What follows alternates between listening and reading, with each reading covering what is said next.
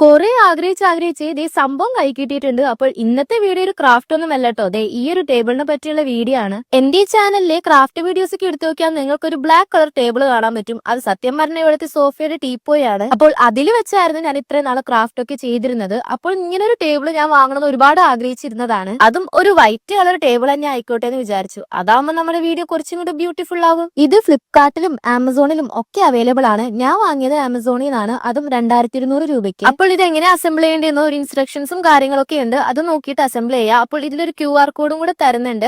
ആ QR code scan ചെയ്ത് തന്നിട്ടുണ്ടെങ്കിൽ നേരെ ഒരു യൂട്യൂബ് ചാനലിലേക്ക് പോകും. ആ യൂട്യൂബ് ചാനൽ നോക്കിയിട്ട് ഇത് എങ്ങനെയാണ് അസംബിൾ ചെയ്യേണ്ടതെന്ന് അതിൽ കാണിച്ചു തരുന്നുണ്ട്. ഇൻസ്ട്രക്ഷൻസ് ഒക്കെ നോക്കി പതിയെ എല്ലാം ചെയ്തെടുത്ത് ഇതുവരെ ആക്കി എടുത്തിട്ടുണ്ട്. അതുകൊണ്ട് നമ്മുടെ ടേബിൾ നല്ല ഉഷാറായിട്ട് വരുന്നുണ്ട്. പക്ഷേ എനിക്ക് മാത്രം ഉഷാറില്ല ഗൈസ്. അതെന്തെന്ന് വെച്ചെന്നാൽ ഞാനൊരു കാര്യം കാണിച്ചു തരാം.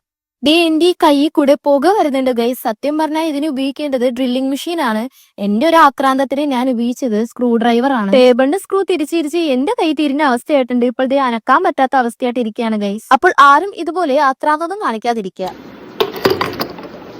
അങ്ങനെ ലാസ്റ്റ് നമ്മുടെ ടേബിൾ ഇവിടെ ബ്യൂട്ടിഫുൾ ആക്കി എടുത്തിട്ടുണ്ട്. അപ്പോൾ ഈ ഒരു ടേബിൾ വേണ്ടവർക്ക് ഞാൻ ലിങ്ക് ഡിസ്ക്രിപ്ഷൻ ബോക്സിൽ കൊടുത്തേക്കാം. അപ്പോൾ വീഡിയോ ഇഷ്ടപ്പെട്ടാൽ ലൈക്കും സബ്സ്ക്രൈബും ഒന്നും മറക്കണ്ട. ബൈ.